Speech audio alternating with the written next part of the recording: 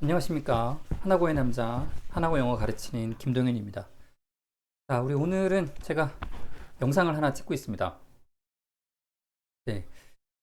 지금 제목에 보이시는 것처럼, 자, 우리 하나고 16기 친구들을 위해서 영상을 하나 찍고 있는데요. 자, 요 영상은 하나고 16기 친구들, 그리고 16기의 부모님들, 어머님, 아버님들도 이 영상을 꼭 좀 보셨으면 좋겠습니다. 자, 그리고 요 영상을 보시고요. 자, 16기 친구들하고 충분히 많은 이야기를 하신 뒤에, 물론 지금 1차 수강 신청이 이제 곧 있죠. 다음 주면 이제 수강 신청이 있는데, 그 전에 카톡이든 통화든 아이들과 충분히 이야기를 좀 나눠 보시고요. 그리고 수강 신청을 하는 것을 좀 권장드립니다. 자, 왜냐하면 2015년 교육과정과 2022년 교육과정이 좀 달라졌습니다. 자, 일단 가장 중요한 내신에서의 평가 방법이 달라졌기 때문에 그거를 모르고 2015 교육과정에 맞춰서 수강 신청을 하면 우리 16기 친구들한테는 대단히 불리할 수 있습니다. 자, 2022년 교육과정에서 바뀐 부분이 있기 때문에 반드시 이 부분을 염두에 두고 여러분들이 수강 신청을 해야 됩니다. 2022년 개정 교육과정이 적용되는 첫 기수가 16기 친구들입니다. 그러니까 16기 친구들은 수강 신청할 때 오히려 15기 친구들보다 훨씬 더 많은 고민들을 한 뒤에 수강 신청을 좀 해야 됩니다. 자, 제가 그래서 이 영상을 좀 지금 찍고 있습니다. 이 영상이 우리 16기 친구들이 수강 신청하는데 좀 도움이 좀 됐으면 하는 바람으로 이 자료를 좀 준비했습니다. 자, 영상을 보시면서 제가 이야기를 좀 나눠볼까 합니다. 자, 지금 보시면 졸업 필수 이수학점도 15기 이상의 친구들과 16기 친구들은 다릅니다. 자, 예를 들면 지금 국어나 수학이나 영어가요 8학점으로 좀 학점이 줄었습니다. 지금 보시면 사회 과목도 8학점으로 좀 줄었고요. 과학은 똑같이 10학점인데 2015 교육과정에서는 전부 다 10학점이었습니다. 자, 10학점이었는데 이게 8학점으로 줄었습니다. 자, 그러니까 국어, 수학, 영어, 사회는 아니군요. 국어, 수학, 영어의 졸업 필수 학점이 10학점에서 8학점으로 줄었다. 자, 그리고 과학은 그대로 10학점이고요. 사회 그대로 10학점입니다. 자, 요 졸업 필수 학점이 줄어들면서 자율 선택 학점이 늘어났습니다. 자, 그러니까 선택 과목을 15기 친구들보다 더 많이 선택할 수 있습니다. 97학점 이상인데요. 15기 친구들은 97학점까지 나오지 않습니다. 네. 자, 대략 90학점 안팎 정도라고 보이 89학점인가 아마 그럴 겁니다. 그러니까 16기 친구들이 선택 과목을 더 많이 선택할 수 있다. 자, 졸업에 필요한 학점들이 줄어들면서 대략 8학점 정도가 줄었죠. 그러면 여기서 8학점 정도가 15기 친구들보다 더 늘어났다고 보실 수 있습니다. 그러니까 선택 과목을 더 신중하게 선택을 해야 됩니다. 자, 이해되시죠? 자, 그리고 지금 대부분 수학을 제외한 나머지 과목들은요 1학년 1학기 2학기를 수강하면 전부 다 6학점씩을 6학점 여기도 6학점 과학은 10학점이 될 거고요. 예, 과학 과목이 좀 많기 때문에 자, 대표적으로 국어나 영어나 사회 같은 경우에는 1학년 1, 2학기를 들으면 졸업의 필수 학점을 채울 수 없어서 한 학기를 더 들어야 됩니다. 자, 뭐 어차피 학교 다니는 동안에 과목을 더 들을 거기 때문에 큰 문제는 없습니다. 그 얘기가 이렇게 두 번째 페이지에 나와 있죠. 자, 1학년을 마치면 채우게 되는 게 지금 수학은 1학년을 마치고 나면 어떻게 됩니까? 졸업에 필요한 학점을 전부 다 채우게 됩니다. 자, 그럼 이론적으로는 사실은 1학년 1, 2학기 수학을 들으면 2학년 2학기부터 3학년 2학기까지 졸업할 때 더 이상 수학을 듣지 않아도 졸업이 가능합니다. 물론 수학을 듣지 않을 친구는 단 한 명도 없겠지만 이론상으로는 가능하다라는 겁니다. 자, 그만큼 이 얘기는 무슨 얘기냐면 선택 과목을 굉장히 넓게 가져갈 수 있다는 얘기입니다. 이해되셨죠? 자, 2015 교육과정과 2022년 교육과정의 가장 큰 차이점은 바로 여기입니다. 어느 부분을 보셔야 되냐면, 자, 공통교과는 똑같습니다. 9단계에서 5단계로 바뀌었죠. 예. 근데 요 성취도라는 건 2015 친구들은요, 절대평가와 상대평가가 공존했습니다. 그 얘기는 성취도를 5단계로 했지만 실제로 석차 등급은 1에서 9등급으로 나눴습니다. 대신 공통 과목에 한해서 1에서 9등급인 상대평가를 유지했고요.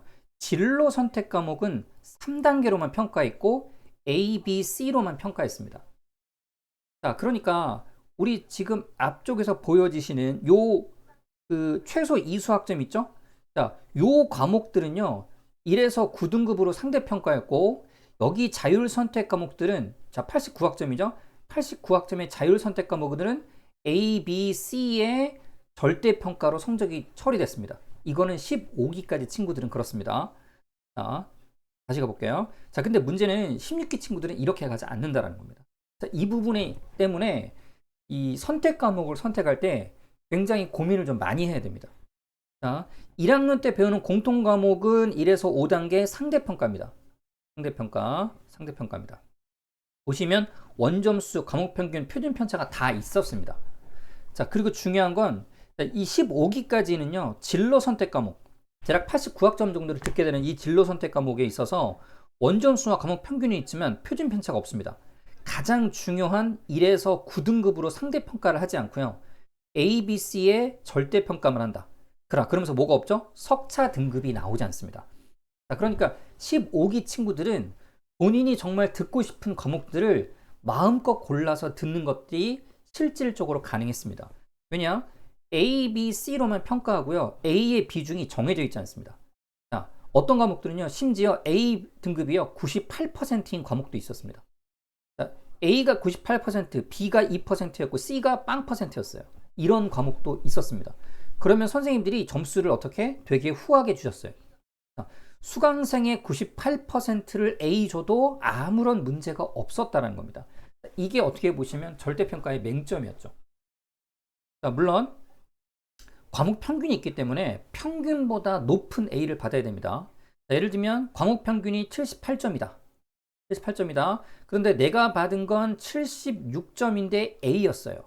그러면 이것은 사실상 A로 인정을 받지 못하고요. 과목 평균보다 높은 A만 실질적으로 A로 인정을 받았습니다.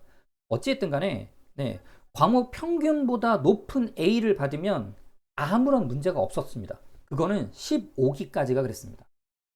자, 16기로 넘어가 보겠습니다. 16기부터는요, 2022년 교육과정이죠. 뭐가 바뀌었습니까?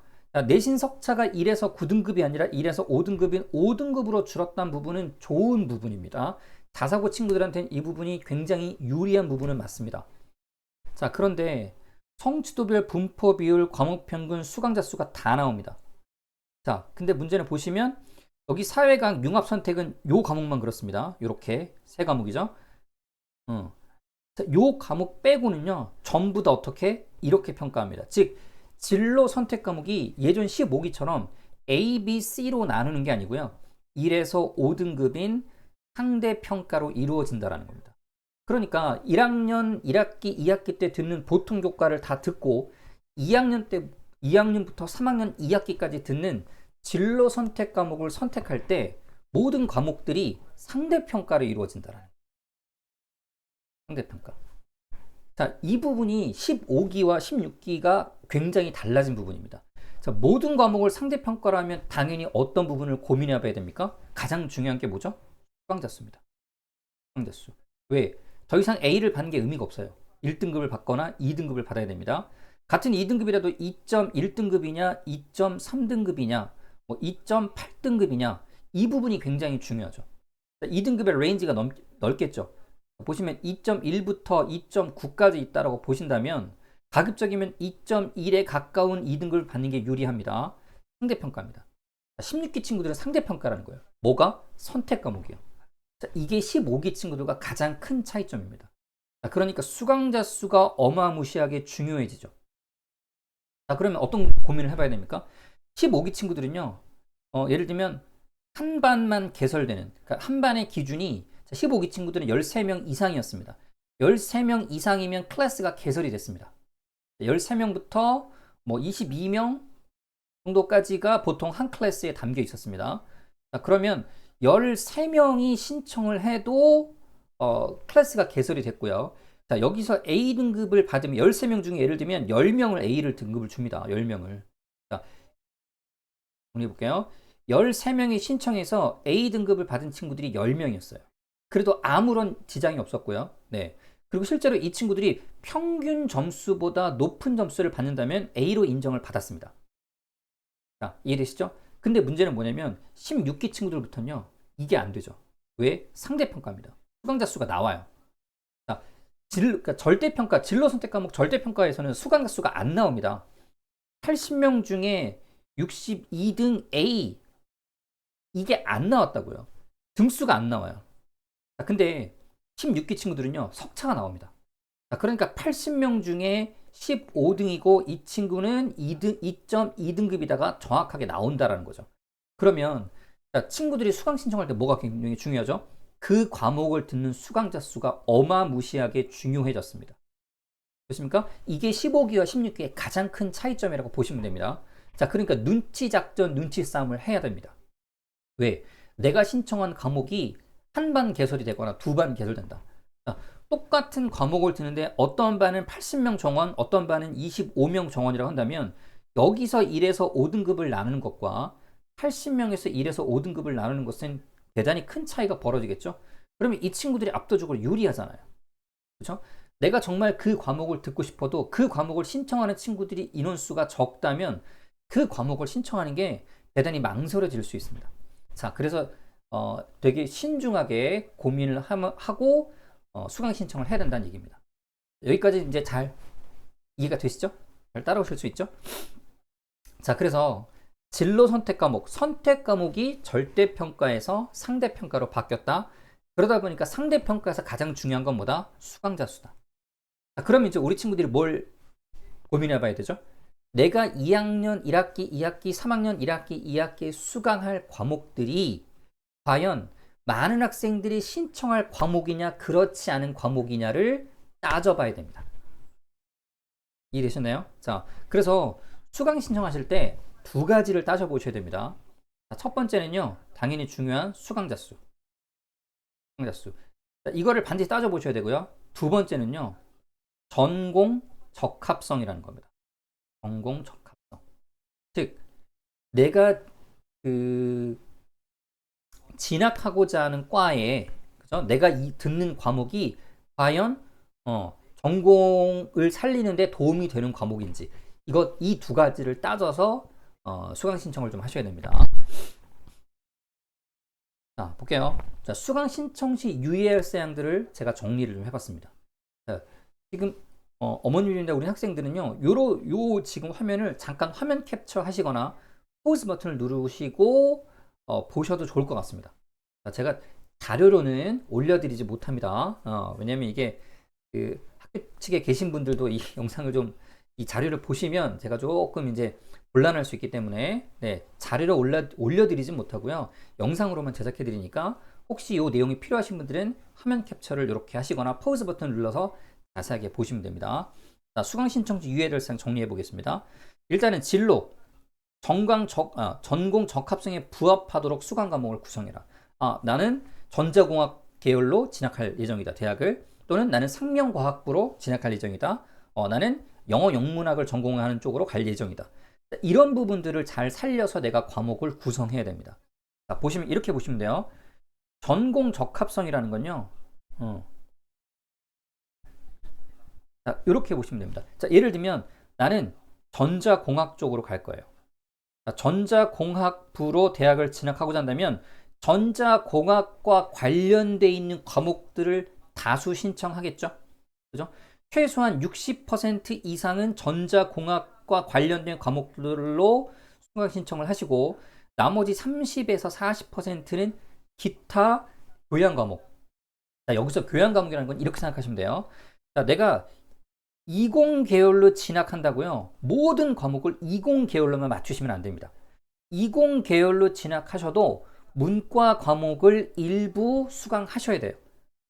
왜냐면 지금 수능이 과학도 사회도 지금 16기 친구들은 모든 과목을 다 수능 과목을 과학 통합 사회로 시험을 봐야 됩니다. 자, 그러다 보니까 대학에서 요구하는 인재상은요, 모든 것들을 골고루 균형 있게 공부한 친구들을 원합니다. 물론 나의 전공과 관련된 과목을 많이 신청한 게 우선인 건 맞습니다. 정리해 보시면 전자공학과에 입학한다고 가정시 전자공학과 관련된 과목을 다수 한 60에서 70%는 그런 과목들로 구성한다면 나머지 30에서 40%는 교양 과목, 그렇죠? 인문학이라든가 문과, 이과를 구분하지 않고 교양을 채워줄 수 있는 과목들을 구성하시면 됩니다.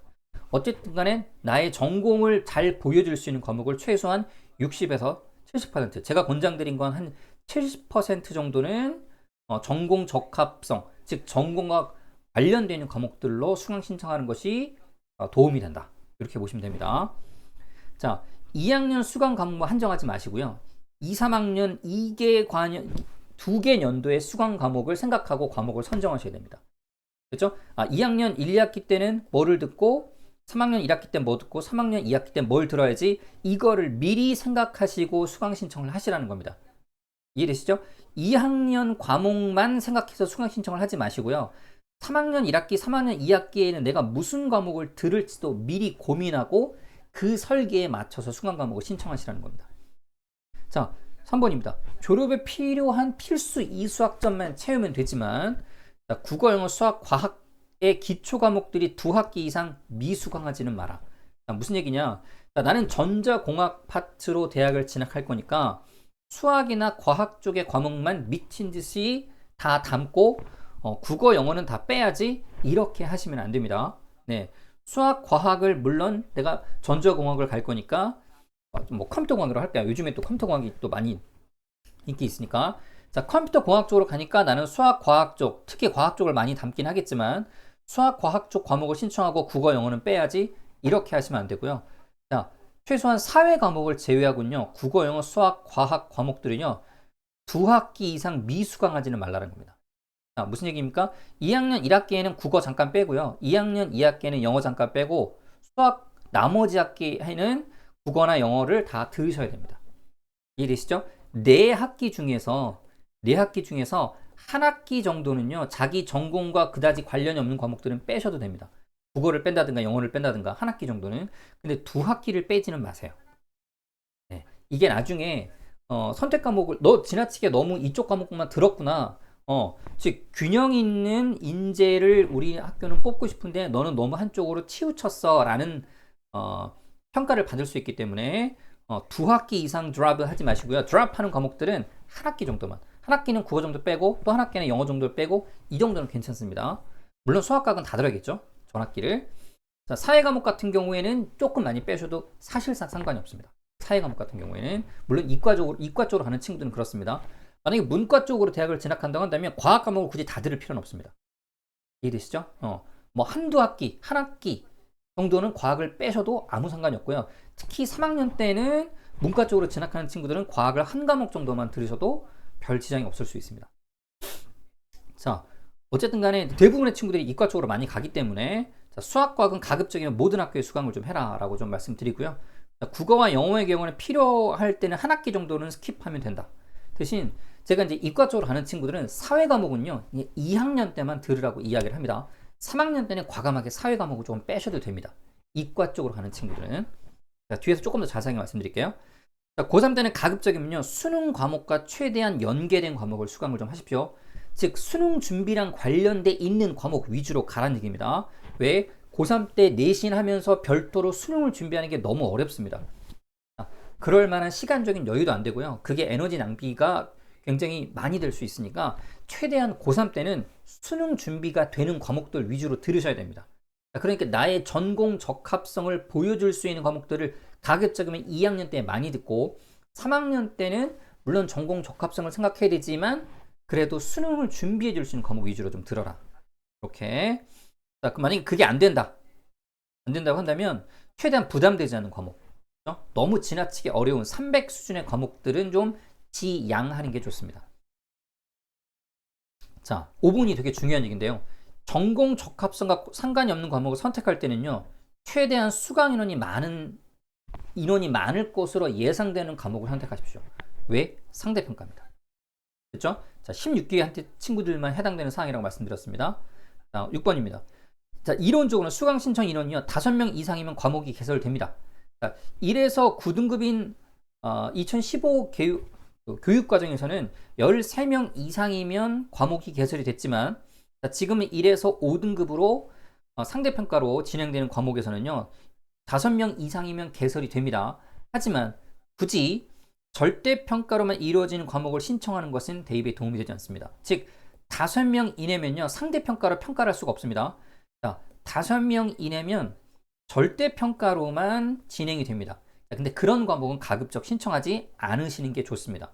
자, 왜냐면 대학들이요, 자, 5명 이내의 소수 과목들을 유의미하게 볼 가능성이 적습니다. 왜냐면 그냥 A로만 나와요. 얘가 몇 명 중에 몇 등인지 나오지 않습니다. 예, 석차가 나오잖아요. 그러면 그것들은 성적으로 산출하기 좀 어렵기 때문에 좀 유의미하지 않은 성적이 될 수 있다. 그래서 인원이 적은 과목은 가급적 선택하지 마라. 단, 인원이 적더라도 나의 전공 적합성을 보여줄 수 있는 과목이면 들어야겠죠. 자, 근데 저는 별로 추천해드리고 싶지는 않습니다. 자, 7번째입니다. 자, 100, 200, 300 수준의 과목이 있죠? 자, 이것의 유불리는요, 절대적인 기준이 없다. 자, 이게 무슨 얘기냐면, 100 수준의 과목은 쉽고, 300 수준의 과목은 어렵잖아요. 이게 심화고, 이게 기본이죠. 그렇죠? 자, 기초 과목, 기본 과목, 심화 과목입니다. 기초, 기본, 심화입니다. 그러면 기초를 듣는 게 심화를 듣는 것보다 더 유리하냐, 불리하냐?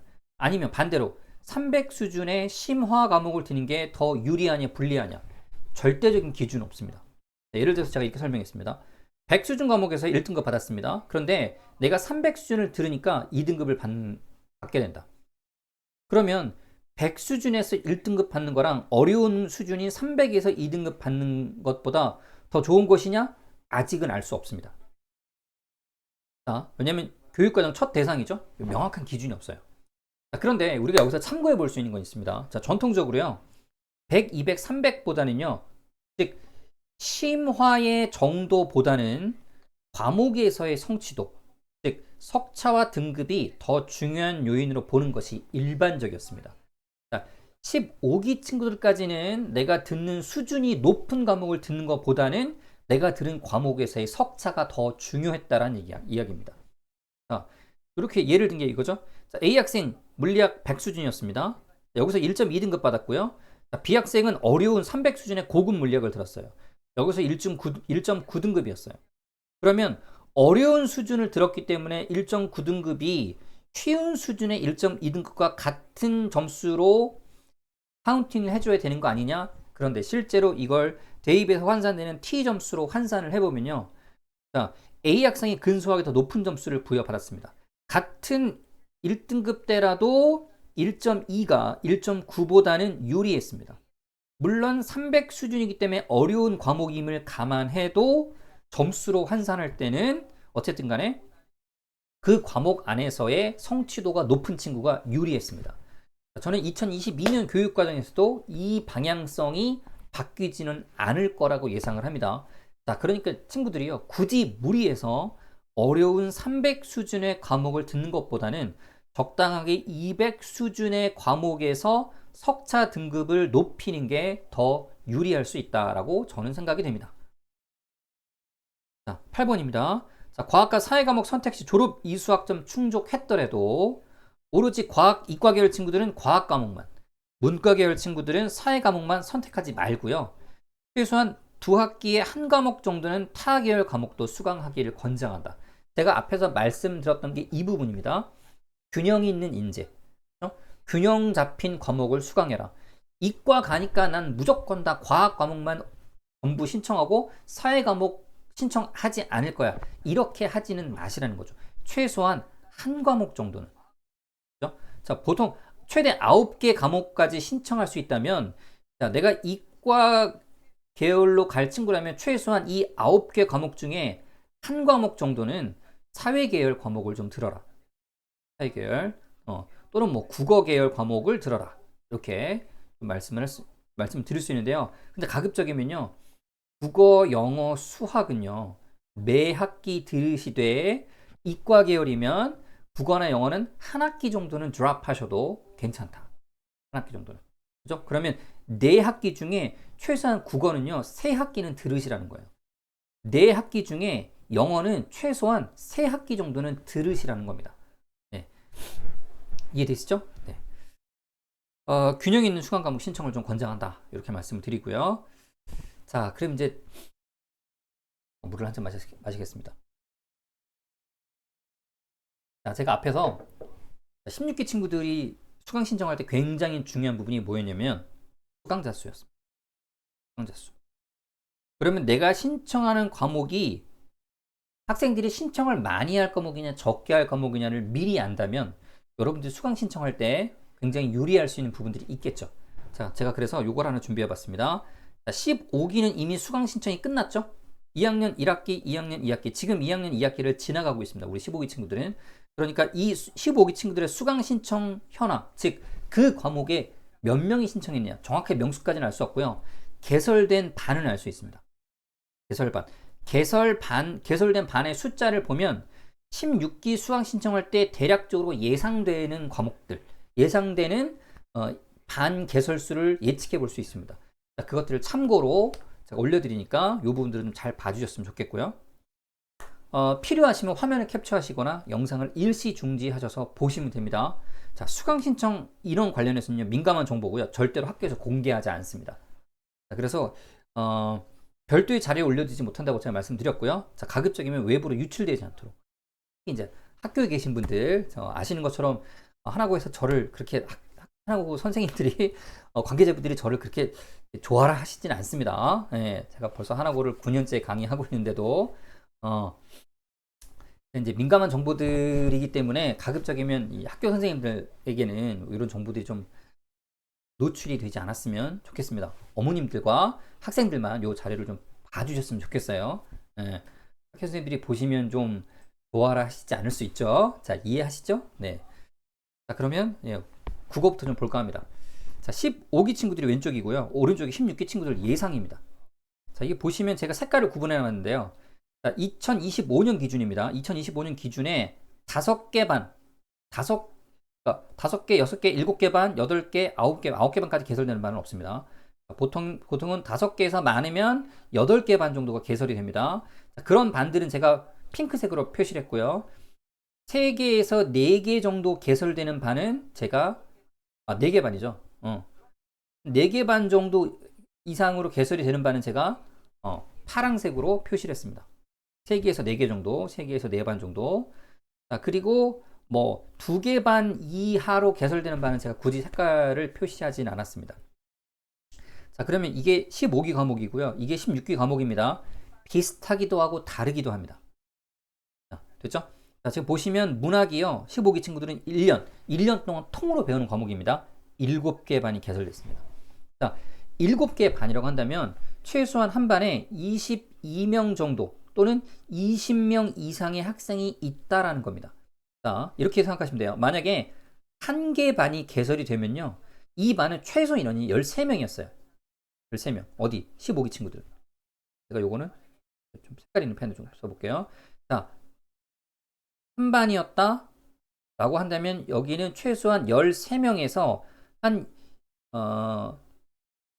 25명 정도 내외라고 보시면 됩니다. 13명에서 25명 내외. 이렇게 보시면 됩니다. 한 개 반이. 2개 반이라고 한다면 보통 네, 15에서 22명 내외라고 보시면 돼요. 예를 들면 수강 신청 인원이 30명이었어요. 그러면 이 30명의 인원은요, 한 반에 다 담을 수가 없습니다. 그러니까 30명의 인원을 쪼개겠죠. 어떻게? 15명, 15명으로. 너무 지저분하네요. 제가 이걸로 할게요. 네. 자, 그러니까 30명이 수강 신청을 하면 이게 한 반에 담아지지 않기 때문에 2개 반으로 운영을 하게 됩니다. 2개 반으로. 네. 2개 반으로 운영을 하게 됩니다. 자, 그러니까 기본적으로 3개 반 이상이라고 한다면요. 한 반에 인원이 최소한 20명 이상이라고 보시면 돼요. 3개 반 이상이라고 보시면. 자, 그러면 7개 반이라고 한다면 요 반은 최소한 140명에서 많으면 155명 정도라고 보시면 돼요. 됐습니까? 자, 요거를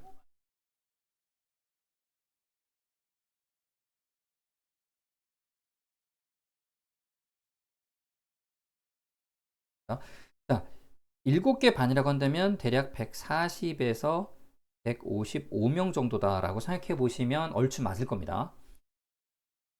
자, 문학은 1년 과목이요, 통년 과목이어서 이 정도로 신청을 좀 했었고요. 문학 과목은. 그러니까 2학년들이 가장 많이 듣는 게 문학이었죠. 자, 그리고 보시면 화법과 작문이요, 한 개 반이었어요. 몇 명인지 알 수 없습니다. 13명 이상이긴 하지만 13명에서 한 25명, 최대 많이 가봐야 30명 이하다. 그러니까 한 개 반이니까요. 이게 최소한 25명을 넘어가기가 좀 어렵습니다. 25명이 넘어가면 보통 분반을 합니다. 그러니까 한 개 반이었다. 언어와 매체는 개강을 안 했습니다. 자, 독서와 사고도 마찬가지로 통년 과목이었는데 여기는 2개 반이 개설됐습니다. 자, 요것들을 참고하시라는 거예요. 자, 요 과목을 그러니까 이 과목을 신청하는 학생들과 비슷하게 갈 가능성이 높다. 자, 지금 보시면 뭐가 바뀌었냐면 문학이요, 통년 과목에서 한 학기만 하는 걸로 바뀌었어요. 그럼 제 예상엔 이건 7개 반 이상은 무조건 신청을 할 겁니다. 2학년 2학기는 들을 수 있는 과목이 없죠. 그럼 무조건 문학은 들을 겁니다. 왜냐면 이게 수능과도 관련이 되어 있습니다. 그렇죠? 자, 그리고 2학년 2학기는요, 주제 탐구 독서와 화법과 언어 있는데요, 수능 과목은 이겁니다. 수능 과목. 수능 과목이 이거기 때문에 무조건 얘를 들을 거고요. 주제 탐구 독서 제가 봤을 때 많이 개설되면 한 개만, 아니면 개설이 안 될 겁니다. 저는 그렇게 예측을 합니다. 이해되시죠? 물론 이 예상은요, 어디까지나 제 예상입니다. 이게 절대적이진 않습니다. 제가 영어 선생이다 보니까 국어 과목을 얼마나 들을지 정확히는 알 수 없죠.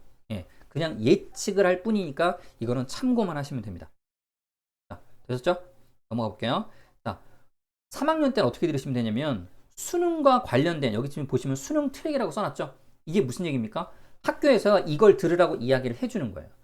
학교에서 야, 니네 수능 트랙으로 들어. 이렇게 화법과 언어, 독서와 작문, 독서와 의사소통, 주제 탐구 독서도 있는데 이건 제가 볼 때는 그렇게 안 들을 가능성이 높다.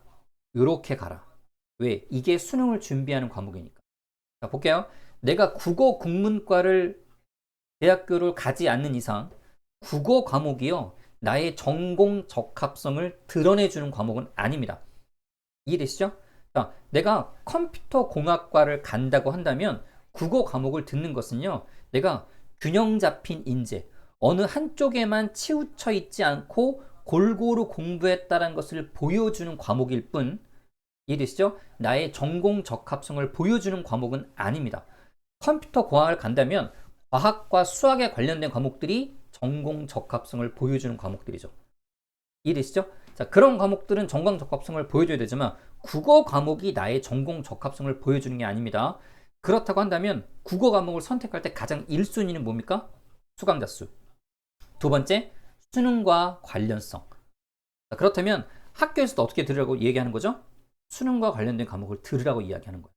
수능과 관련된 과목을 들으라고 하는 겁니다. 그런데 굳이 수능과 관련 없는 과목, 이런 과목들을 들을까요? 저는 개설이 안 될 거라고 봅니다. 이해되시죠? 3학년 때 뭐 고전의 향기, 언어생활 탐구, 저는 이런 과목은 개설이 안 될 가능성이 높다고 봅니다. 하다못해 현대 문학의 감상과 이해, 이게 개설된다고 한다면 국문과 가는 친구들 정도, 또는 문과 계열로 가는 친구들이 한 클래스 정도는 개설이 될 가능성이 있습니다. 근데 대다수의 친구들은요, 수능을 준비하는 독서와 작문, 독서와 의사소통, 이런 것들을 듣겠죠. 왜냐면 수능 대비를 하니까요. 이해되시죠? 나의 전공 적합성을 보여줄 수 있는 과목이 아닌 경우에는 수강자 수가 많고 수능을 준비할 수 있는 과목을 들으면 된다. 자, 됐죠? 이렇게 이해하시면 됩니다. 자, 수학과로 넘어가 보겠습니다. 자, 수학과 현재 15기 친구들은요, 자, 가장 많이 듣는 게 뭐냐면요, 이거였습니다. 심화수학. 통년 과목 7개 반이 개설되어 있습니다. 자, 그리고 2학년 1학기 때는 기하였고요. 2학년 2학기 때는 심화수학이었습니다. 자, 지금 보시면 어떻게 되는 거죠? 지금 15기 친구들은요, 수학 과목을 2개 듣는 거예요. 2개. 심화수학 듣고 동시에 심화수학 2를 들은 거예요. 2학기 때는. 1학기 때는 심화수학을 듣고 기하를 들은 겁니다. 됐습니까? 자, 수학은 요렇게가 핵심 과목이라고 보시면 되고요. 자, 여기서 선택 과목으로 이산수학을 듣거나 선형대 수학을 들은 친구들이 있습니다. 자, 이산수학 2개 반이었고요. AP 통계도 2개 반이었습니다. 자, 선형대 수학을 좀 많이 들었죠? 4개 반 정도가 들었습니다. 자, 수1 2개 반 들었고요. 수2도 2개 반 들었습니다. 100 수준이었어요. 그렇죠? 200 수준을 가장 많이 듣습니다. 300 수준을 듣는 친구도 일부 있지만 선형대 수학 같은 경우 좀 많이 들었네요. 자, 이것들을 참고하시면 됩니다. 우리 16기 친구들은 15기 선배들이 이렇게 들었으면 16기 친구들도 이와 비슷하게 갈 가능성이 높습니다. 그런데 과목이 바뀌었네요. 자, 16기 친구들은 2학년 1학기에 뭐가 생겼죠? 미적분이 생겼습니다. 자, 지금 보시면 미적분이 없죠. 15기에서는. 미적분이 없었어요. 근데 미적분이 생겼어요. 자, 근데 대학 갈 때요. 자, 수능과 관련된 과목 그리고 대학에서 요구하는 과목이요. 미적분, 확률과 통계, 그리고 기하입니다. 이렇게 네 과목입니다. 자, 다시 한번요. 미적분 1, 그리고 미적분 2, 확률과 통계, 그리고 기하. 자, 이렇게 네 과목은 대학에서 권장하는 과목입니다. 뭐 하라고? 고등학교 때 이수하고 와라. 이과 계열 친구들한테 권장하는 과목이 미적분, 기하입니다. 문과 친구들은 이 네 과목 중에 이거 하나밖에 없어요. 확률과 통계입니다. 자, 그러면 내가 문과 쪽으로 갈 친구들은요, 이거 하나만 들으셔도 됩니다. 사실상. 이해되십니까? 문과 친구들이 굳이 무리해서 기하나 미적분을 들을 이유가 1도 없습니다. 문과 친구들이 한다면 확률과 통계. 그리고, 자, 지금, 그러면 2학년 1학기 뭘 들어야 됩니까? 미적분 들어야 되죠. 왜? 문과 친구인데 굳이 기하 듣거나 아니면 그 300 수준의 어려운 선형대 수학이나 AP 통계학 이런 것들을 들을 이유가 사실상 없습니다. 자, 그런데 미적분이 나는 좀 어렵다고 한다면 AP 통계학 정도 괜찮습니다. AP 과목이잖아요. AP 과목이니까 자, 이 AP 과목을 들으면 내가 하나고라는 걸 티를 팍팍 낼 수 있는 과목이기 때문이기 때문에 문과 쪽으로 진학하는 친구들은 2학년 1학기에는 저는 AP 통계를 좀 추천을 드리고요. 그리고 2학년 2학기에는 확률과 통계, 문과니까. 또는 그냥 AP 통계. 이렇게. 두 과목을 들어도 좋지만, 그거는 조금 문과 친구들한테는 조금, 좀 부담이 될 수 있을 것 같고요.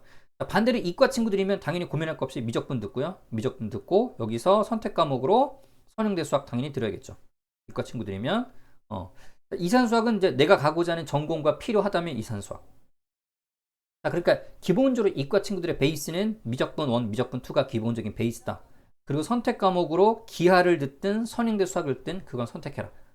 근데 다는 듣지 마십시오. 기하도 듣고 선형대 수학 듣고 이렇게는 하지 마세요. 이렇게는. 이건 너무 부담됩니다. 자, 미적분 듣고요. 기하를 듣든지 미적분을 듣고 선형대 수학을 듣든지 이렇게 선택하시면 돼요.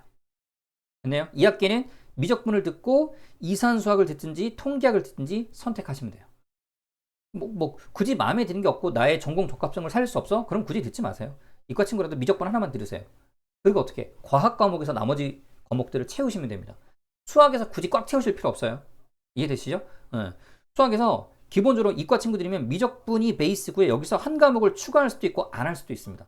그런데 기하 같은 건 수능과 관련된 과목이잖아요. 들으시면 좋죠. 자, 제가 말씀드린 건 수능과 관련된 과목들은 두 과목 정도를 들으셔도 괜찮다. 또 전공 적합성과 관련됐다면 미적분의 선형대 수학 정도는 괜찮다. 이 정도가 제가 추천드리는 과목이다라고 보시면 되고요. 자, 그래서 예상은 미적분이 가장 많은 반이 개설될 걸로 예상을 합니다.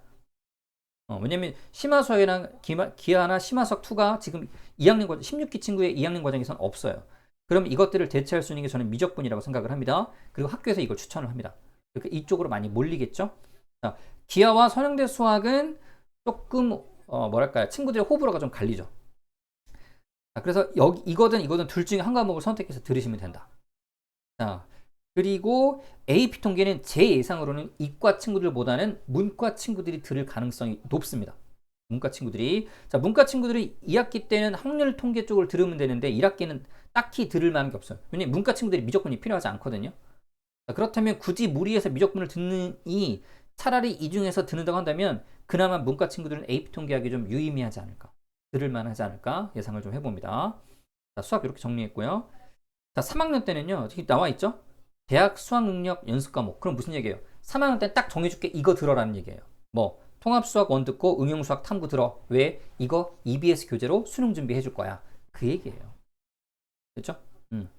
됐죠? 자, 대학 수학 능력 연습 과목. 그럼 무슨 얘기예요? 3학년 땐 고민하지 말고 이거 들으라는 얘기예요. 자, 그러면 3학년 때 이런 과목을 듣는 친구들 있죠? 이런 과목 듣는 친구들은 뭐겠죠? 자신의 전공 적합성, 자신의 진로에 도움이 되는 과목이면 이런 과목을 들어라. 그런데 조심해야 될 건 뭐냐면 이런 과목에 개설될 반의 개수가요. 1개 반 이내일 가능성이 제가 볼 때는 90% 이상입니다. 물론 정확한 건 알 수 없죠. 자, 여기서 AP 미적분학 정도는 저는 그래도 2개 반 이상은 개설될 가능성이 있다고 봅니다. 왜? 자, 잠깐 볼게요. 자, 2학년 1학기 미적분 1 들었고요. 2학년 2학기 미적분 2 들었어요. 이 친구가 3학년 때 가서 뭘 들을 가능성이 높죠? 자, 심화 미적분학이나 AP 미적분학을 들을 가능성이 높죠. 왜? 그렇게 연계가 되잖아요. 다시 볼게요. 미적분 1, 미적분 2. 됐죠? 그리고 3학년에 가서 심화 미적분학 또는 AP 미적분학 이렇게 연결하면 연관성이 쭉, 즉 일관성을 갖고 과목을 듣게 되는 게 되죠. 그런 친구들이면 이렇게 들을 수 있습니다. 그러니까 이것들은 고민해 보셔야 되는데 제가 볼 때는 미적분학 정도는 그래도 2개 반 이상의 클래스가 개설될 가능성이 있다. 또 기하도 마찬가지죠. 기하. 왜냐면 수능과 관련된 기하도 마찬가지로 2개 반 이상은 개설될 가능성이 있다. 그런데 통계 이론 과제 연구라든가 수치에서 과제 연구라든가 문제 해결 기법 탐구 A 또는 이런 과목들은 개설이 안 될 가능성이 높다. 그리고 통합수학 1은 굳이 미적분 쪽 심화된 과목을 공부하지 않을 친구들이면 이걸 듣게 될 거니까 아마 통합수학 1과 응용탐구 수학은 수능 대비 과목이기 때문에 최소한 6개 반 이상은 개설이 될 것으로 저는 예상을 합니다. 이해되셨나요? 네. 자, 수학 얘기였습니다. 자, 사회과로 좀 넘어가겠습니다. 자, 사회는요. 자, 지금 보시면 15기 친구들 거를 한번 보시면 15기 친구들은 경제 1개 반이었고요. 세계지리 1개 반이었습니다. 많이 듣는 과목이 뭐였냐면 보시면 여기 AP 미시경제. 역시 AP죠. 하나고라는 걸 T를 팍팍 내줄 수 있는 과목이 AP잖아요. 당연히 AP가 4개 반이었습니다. 자, 1개 반, 1개 반, 1개 반, 1개 반 조정하지만 이 1개 반은 제가 볼 때 16기 친구들 같은 경우에는 개설이 안 될 가능성이 높습니다. 개설이 왜냐면 AP가 있으니까요. 자, 2학기입니다. 현대사회와 철학. 이게 현대사회와 철학이 수능과 직접적인 관련이 있었던 과목으로 저는 알고 있어요. 자, 그래서 현대사회 철학이 4개 반으로 인원이 가장 많았고요. 국제법, 국제정책 2개 반씩 있었고 AP 거시경제가 3개 반이었습니다. AP 미시 듣고 그 다음 학기는 AP 거시 들었다. 이렇게 가는 거죠. 자, 사회과제연구 1개 반, AP 세계사 2개 반이었어요. 자, AP 세계사가 300과목이었습니다. 2개 반이었습니다. 자, 요거를 참고하셔서 우리 16기 친구들이 과목을 예상해 보면 경제 저는 1개 반 예상하고요. 윤리와 사상 미개강 저는 이렇게 예상합니다. 정치 많아야 1개 반. 세계 지역 연구 이런 거 안 들을 겁니다. 왜? AP 세계사라든가 AP 미시경제 이쪽을 많이 들 거라고 저는 생각을 합니다. 왜? 어차피 사회 쪽에서 나의 전공 적합성을 보여줄 거면 이런 과목들이 아니고요. 자, 보세요.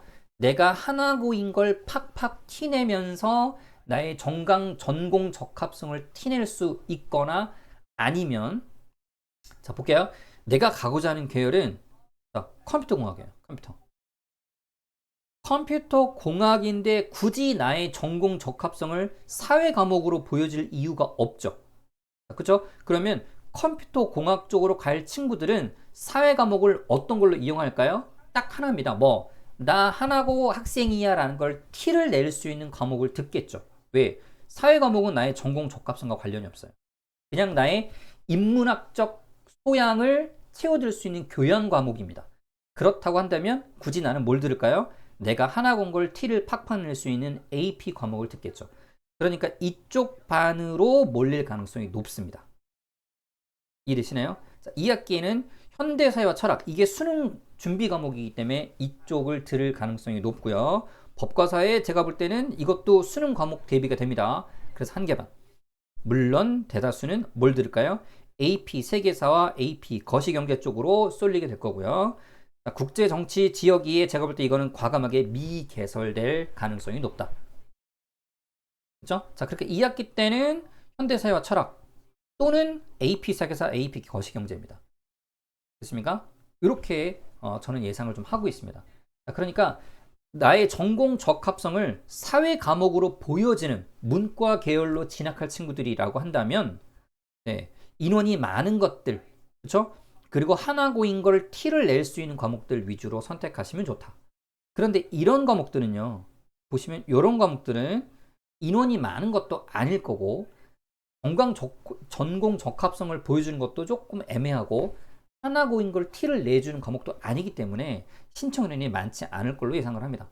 신청 인원이 많지 않다면 굳이 들을 필요가 없지 않을까 저는 생각을 합니다. 자, 그리고 여러분 이 사회과는요 3학년 때를 잠깐 볼게요. 3학년 때 지금 보시면요 과목을 보세요. 3학년 때 과목을 보시면 수능 준비랑 관련된 과목이 안 보이죠. 보이시나요? 자, 사회문화 하나 있습니다. 이거 수능 준비랑 관련돼 있습니다. 그리고 보시면 2학기에는 없어요. 자, 사회문화 하나만 수능 준비랑 관련된 과목이 딱 하나 있습니다. 나머지 과목들을 보시면요. 수능 준비랑 관련이 없습니다. 그러면 저는 굳이 3학년 1학기 때 사회문화 정도를 듣고요. 그 외에 나머지 3학년 2학기 때는 3학년 2학기 때는 과감하게 사회는 빼라 라고 저는 말씀드리고 싶어요. 왜냐? 수능 준비가 안 돼요.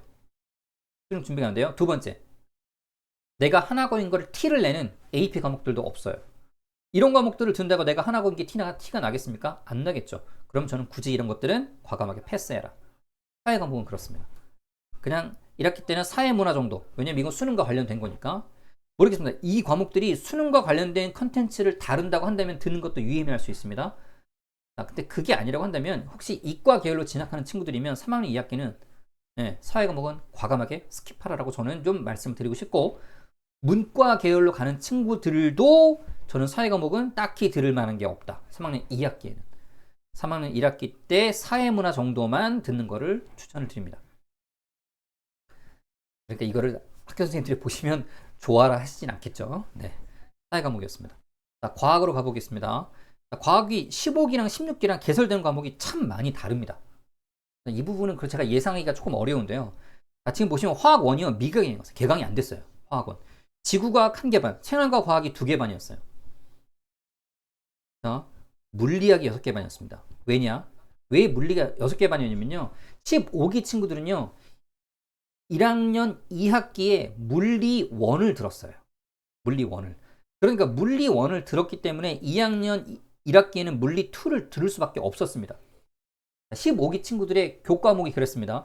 자, 15기 친구들은요. 1학년 1학기에 통합과학, 1학년 2학기에 물리였어요. 물리. 2학년 2학기가 물리였습니다. 물리 1이었어요. 그러니까 2학년 2학기에 물리 2를 들을 수밖에 없었습니다. 그런데 지금 16기 친구들은 그렇지 않잖아요. 그죠? 자, 이 물리가 어디로 갔어요? 1로 갔습니다. 1로 갔어요. 자, 생명과학이 미개강이었습니다. 아, 되게 황당하죠? 생명을 안 들었어요. 생명과학 미개강. 왜 안 들었을까요? 이것 때문에 그렇죠. 어차피 화학과 생명 쪽, 의대 계열 쪽이라든가 아니면 이과 쪽으로 할 친구들이 내가 생명이나 화학 쪽 과목을 들을 거면요. 당연히 AP를 듣겠죠. 왜? 같은 200 수준이잖아요. 같은 200 수준인데 왜 생명과학을 들어요? AP 생물학을 들어야죠. 이해되십니까? 화학 1이 미개강된 이유를 아시겠죠? 왜? 여기 있잖아요. AP 화학. AP 화학이 200에 있는데 굳이 내가 100단위의 화학 1을 왜 들어요? 들을 이유가 없죠. 들을 이유가. 지구과학은 들었네요. 왜? 여기 없잖아요. 지구과학이. 이해되시나요? 그러니까 들은 거예요. AP 과목이 개설된다면 무조건 AP합니다. 7개 반, 5개 반. 보이시죠? 6개 반. 자, AP 쪽이죠. AP 쪽. 2학기입니다. 화학 2 1개만 개설됐습니다. 자, 근데 1개 반이죠. 왜? AP 화학이 있잖아요. 지구과학 1개 반, 지구과학이 없으니까요. 들었고요. AP 생물학이 4개 반이죠. AP 생물학. AP 컴퓨터 2개 반. AP잖아요. 일단 AP자가 들어가면 하나고인 걸 T를 낼 수 있잖아요. 당연히 들어야겠죠. 자, 근데 물리 쪽 들었던 친구들이요. 어디로 갔냐면 고전 역학 여기로 갔습니다. 300 수준. 굉장히 어렵죠. 자, 이거는 이쪽 계열로 갈 친구들이 들었겠죠. 20 계열 쪽에서도 물리 쪽이 좀 심화되어 있는 과목을 들어야 되는 친구들. 나의 전공 적합성을 보여줘야 될 친구들은 이쪽으로 갔겠죠. 고전 역학 쪽으로. 자, 16기를 예상해 볼게요. 물리학 1학년 때 없었기 때문에 물리학도 저는 들을 거라고 좀 예상을 하고요. 자, 화학, 생명과학, 지구학을 저는 다 보시면 저는 지구학 개설이 안 될 거라고 예상을 합니다. 딱히 냉정하게 말하면 지구과학은 써먹을 데가 없습니다. 자, 화학실험, 생명과학실험인데요. 요거는요, 수능과 관련돼 있는 과목입니다. 수능을 준비해 줄 수 있는 과목이라 한두 개 방 정도는 예상을 하는데, 자, 해석역학 저는 미개강 예상합니다. 그럼 어디? AP죠, AP. 그죠? 화학, 생물을 들을 친구들은 이걸 듣겠죠. 물론 300 수준이라 어렵습니다. 어려워도, 자, 화학, 생물학을, 화학이나 생명과학을 들을 친구들이면 AP 쪽으로 당연히 몰릴 겁니다. 자, 그러니까 이쪽 과학은 저는 이렇게 굳이 들을 가능성이 없는데, 이게 너무 부담되고 어렵다라고 싶으면 요거를 들을 수 있겠죠. 요거를. 그렇죠? 그래서 저는 그래서 100단위 과목은 사실은 물리를 제외하고는 개설이 안 될 가능성도 있다라고 봅니다. 자, 2학기에 가보시면 역학 에너지 물리죠. 물질적 에너지 화학이고요. 세포 물질 대사 생명과학이고 지구 시스템 과학 지구과학이네요. 개설이 안 될 걸로 보여지고요. 여기도 마찬가지로 AP 화학과 AP 생물 쪽으로 몰리겠죠. 전자기학 저는 이런 거 개설 안 될 거라고 봅니다. 물론 제 예상입니다. 제 예상대로 가지 않을 수 있습니다. 참고만 하시면 됩니다. 절대적이지 않아요. 됐죠? 과학은 이 정도로 정리해 볼게요. 어쨌든 간에 AP 쪽으로 몰릴 거다. 이렇게 보시면 되고요. AP가 개설되지 않는 과목, 예를 들면 물리라든가 지구과학은 AP가 없잖아요. 그런 과목들은 개설될 수도 있다. 근데 지구과학은 선호하지 않기 때문에 개설이 안 될 거고, AP 쪽에서 없는 물리, 왜냐면 예전에 15기 때는 그 3학년 과목에 AP 물리도 있었습니다. 이 정도로 보시고요. 3학년 가볼게요. 3학년 보시면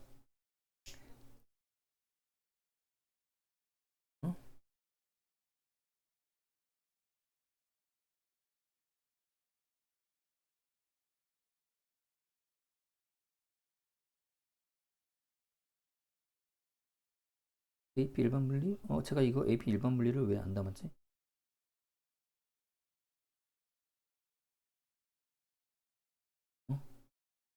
제가 여기 있구나. 여기 있네요. 오케이. 자, 3학년 볼게요. 3학년 보시면 네, 3학년 때는 과학 쪽을 들으시는 친구들은 이게 사실 보시면 수능 준비해주는 과목이 없어요. 그죠? 네. 과학 쪽에서는 수능 준비해주는 과목이 없습니다. 지금 보시면 전부 다. 자, 그래서 자기 전공 적합성을 보여줄 수 있는 과목들을 선택하시면 됩니다. 3학년 때는. 그렇죠? 자, 그러니까 AP 생명 쪽을 들은 친구들은 3학년 때도 생명 쪽 들으시면 되고요. AP 화학 쪽을 들은 친구들은 3학년 때 AP 화학 쪽을 쭉 들으시면 돼요. 그러니까 생명하고 화학 두 과목은 기본으로 갖고 가셔야 돼요.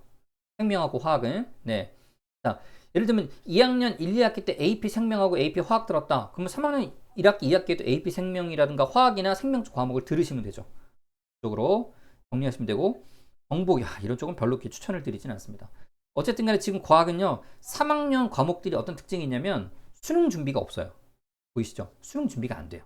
그러니까 3학년 1학기, 2학기 때 수능을 준비할 친구들, 즉 나의 전공 적합성을 보여줄 게 아니라고 한다면 과학을 선택하는 게 쉽진 않습니다. 3학년 1, 2학기 때 과학을 선택한다는 건 뭐죠? 나의 전공 적합성을 보여줄 수 있는 과목을 선택하셔야 돼요. 됐죠? 자, 그래서 보시면 이렇게 가시면 되죠. AP 화학 생명을 들은 친구들은 3학년 1, 2학기 때도 화학 생명 쪽으로 가시면 되고요. 물리 쪽 들은 친구들은 3학년 1, 2학기 때도 물리 쪽으로 가시면 됩니다. 그렇죠? 오케이. 자, 제가 영어생이니까 영어 얘기를 좀 하고 정리를 좀 할까 합니다. 자, 지금 제가 이제 지금 보시면 과학까지는 어디까지나 저의 예측이고 예상입니다. 제가 이제 영어 선생이다 보니까 수학, 과학, 사회를 국어를요 정확하게 말씀드리긴 좀 어려워요. 특히 과학 같은 경우에 제가 정확히 알 수 없어서 그렇게 참고만 하시면 되고요. 대신 이제 영어 쪽 볼게요. 영어는요 아주 간단하게 정리할 수 있습니다. 100 수준의 과목이 있었어요. 영어를 못하는 친구들, 못한다는 표현이 좀 이상하지만 내신 등급이 안 나오는 친구들은요 니네 수능 준비해 라는 과목을 개설해 줬는데요 16개는 없어요. 100 수준 과목이 삭제됐죠. 그럼 이 친구들 다 어디 갈까요? 여기 갈 겁니다. 여기. 자, 심영독이 있었습니다. 6개 반, 4개 반. 왜 인원이 갑자기 줄었죠? 2학기에는 영어를 뺐어요. 친구들이.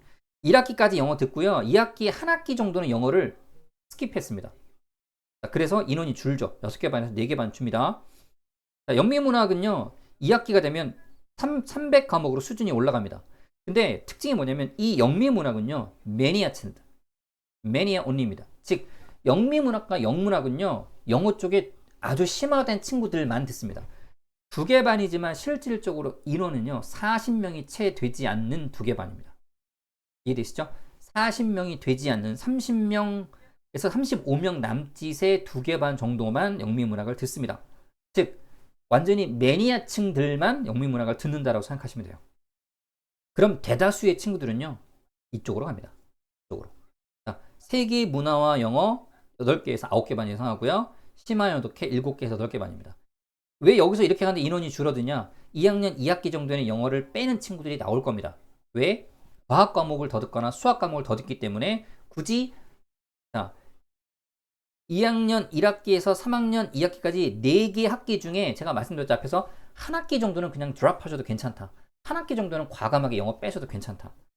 그러면 뺀다면 많이 빼는 게 2학년 2학기를 대부분 많이 뺍니다. 자, 2학년 1학기 영어 듣고요. 3학년 1, 2학기 영어 듣습니다. 2학년 2학기의 영어를 안 듣는 친구들이 가장 많습니다. 그래서 심영독. 근데 왜 7개 어떻게 반이냐? 이게 없잖아요. 자, 15기 친구들은 이게 있었단 말이에요. 백수준, 기초과목. 근데 기초과목이 없어요. 그럼 이 친구들이 다 어디로 갑니까? 여기로 가겠죠. 여기로.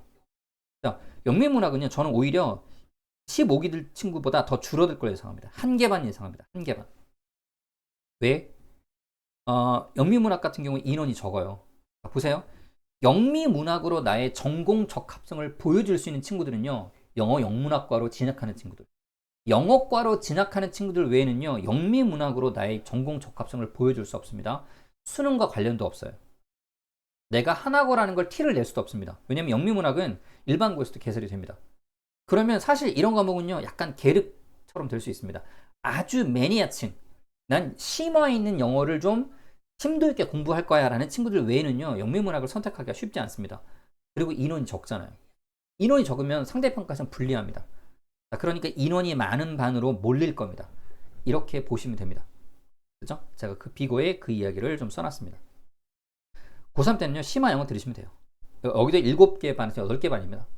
자, 왜냐면요, 수능 영어는 심화 영어에서만 다룹니다. 이런 것들은요, 사실 개설 안 될 가능성이 저는 높다고 봅니다. 자, 뒤에 볼게요. 자, 지금 보시면 3학년 때요, 수능 준비하는 건 심화 영어와 심화 영어 1, 2입니다. 이거는 EBS 교재로 수능 영어만 준비를 합니다. 그러니까 당연히 이쪽으로 갈 거고요.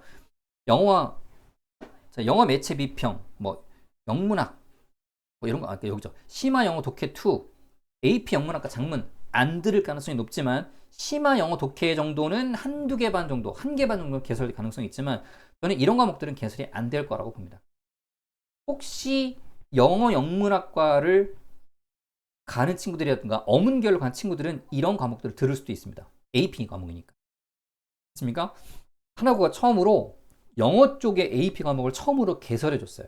원래 하나고는 영어 쪽에 AP 과목이 없었거든요. 15기까지는 16기에서 처음으로 영어 쪽에 AP 과목을 개설해 줬어요. 그게 이런 겁니다. 그러면 이런 과목들은 한 반 정도는 개설이 될 수도 있다. 어문 계열 쪽으로 진학할 친구들을 위해서 한 개 반 정도는 개설이 될 수도 있다. 근데 절대로 한 개 반 이상이 개설될 가능성은 없습니다. 이런 과목들은 당연히 개설 안 될 가능성이 높고요. 자, 되셨습니까? 이렇게 정리해 볼게요. 자, AP 과목 수강할 때 유의할 점. 자, 일단 교재 원서 교재입니다. 중간고사, 기말고사 당연히 영어로 출제됩니다. 자, 답안도 영어로 쓰셔야 됩니다. 단답형 서술형. 자, 수업은요, 문과계열에서는 AP 세계사 정도만 영어로 수업이 진행이 되고요. 그 외에 AP 과목은 다 한국어로 진행되는 게 일반적이었습니다. 자, AP 과목의 핵심은 영어 능력 아닙니다. 내가 영어를 못하니까 난 AP 과목 스킵할 거야? 아니, 그런 생각은 안 하셔도 돼요. 해당 과목의 내용을 얼마나 깊이 있게 이해하는지가 관건이다. AP 생물학의 경우에 내가 AP 생물학을 들을 거냐 말 거냐는 영어 구사 능력이 중요하지 않습니다. 뭐 내가 생물학에 대한 내용 이해가 깊냐 깊지 않냐 그걸로 고민하시면 돼요.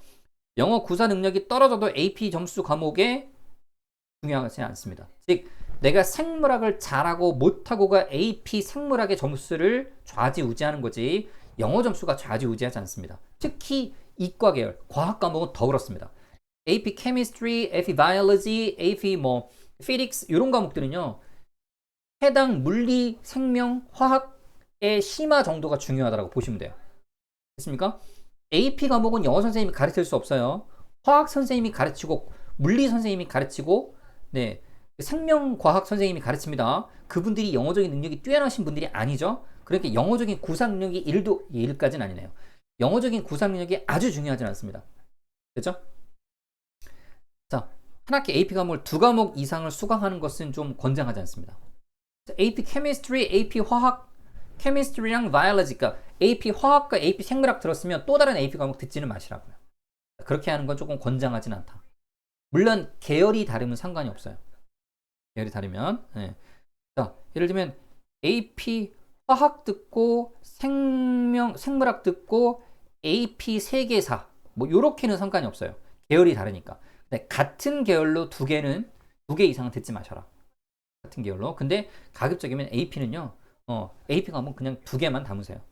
자, AP 생명과학, AP 화학 요 정도만. 굳이 여기서 무리해서 AP 세계사까지 들으면 뭐 교양 과목으로 좋긴 하겠지만 요 정도까지는 괜찮지만 과학 과목을 2개 담으면 문과 쪽에서 1개 정도만 담으셔라. 1개 정도만. 과학 과목을 무리하게 3개까지 담지는 마셔라. 이건 너무 무리다. 생명이나 화학 정도 담았으면 여기서 굳이 무리해서 AP 물리학도 듣는다 이렇게는 하지 마시라는 거죠. 이렇게까지는 하지 마라. 자, 300 수준입니다. 그렇죠? 근데 선행학습이 돼 있지 않아도요 충분히 따라갈 수 있다. 이건 상대적인 기준이라서요. 자, 그렇게 내가 AP 300 과목 AP 예를 들면 화학을 들으려고 하는데 내가 화학에 대한 선행이 안 돼 있으면 이거 듣기 어렵지 않냐? 화학에 대한 선행이 되어 있지 않아도 들을 수 있다라고는 이야기를 합니다. 근데 이거는 상대적인 기준을 제가 뭐라고 말씀을 못 드릴 것 같습니다. 자, AP 생물학 예를 들면 서술형 정답이요. 이렇게 답안은 영어로 쓰셔야 돼요. 답안은. 보이시죠? 서술형에 답안은 영어로 써야 되는데 사실은 이 영어 내용이요. 영어를 잘하고 못하고 즉 여기서 예를 들면 어떤 문법적인 게 틀렸어요. 그렇다고 감점당하지 않습니다. 이해되시죠? 내용이 중요합니다. 내용이 맞냐 틀리냐가 중요하지 어법적으로 뭐가 틀렸네, 어법이 틀렸네, 뭐 문장의 구조가 이상하네 그런 걸로 감점하지 않는다고요. 이해되시죠?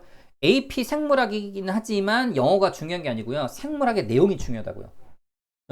어법적인 문법적인 실수 때문에 감점되는 케이스는 없습니다. 과감하게 제가 말씀드리지만 내용이 중요합니다. 내용이. 그러니까 영어를 못 하시더라도 AP 생물학을 듣는 데는 사실 지장은 없다. 이렇게 생각하시면 됩니다. 오케이. 자, 여기까지가 제가 준비한 내용입니다. 그래서 수강 신청을 하실 때 제가 앞에서 했던 내용들을 천천히 고민해 보시고 자, 부모님과 우리 심리기 친구들이 충분히 논의를 한 다음에 수강 신청을 할 것을 권장을 드립니다. 영어 과목에 한해서는 저한테 문의 주셔도 제가 충분히 답변을 드릴 수 있지만 과학이나 수학이나 사회나 과목, 뭐 국어 정도도 제가 일정 부분 뭐 말씀드릴 수 있겠지만 어쨌든 간에 해당 과목의 자세한 상담은 제가 드리긴 좀 어렵습니다. 그런데 영어 과목에 한해서는 뭐 저한테 문의 주시면 제가 충분히 답변을 드릴 수 있습니다. 자, 조금 영상이 좀 길었죠? 네. 긴 영상인데요. 요거 보시느라고 수고 많으셨고요. 요 영상 참고하셔서 수강 신청하는데 좀 도움이 되셨으면 좋겠습니다.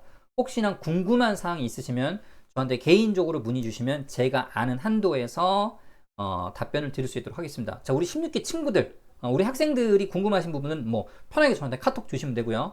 어머니, 아버님들도 혹시 궁금하신 거 있으시면 문의 주시면 제가 아는 범위 한에서만 좀 답변을 드리도록 하겠습니다. 네, 긴 영상 시청해 주셔서 감사드리고요. 자, 우리 16기 친구들이 수강 신청하는데 제 영상이 좀 도움이 많이 됐으면 좋겠습니다. 자, 제 영상은 여기까지 하도록 하겠습니다. 네, 감사합니다.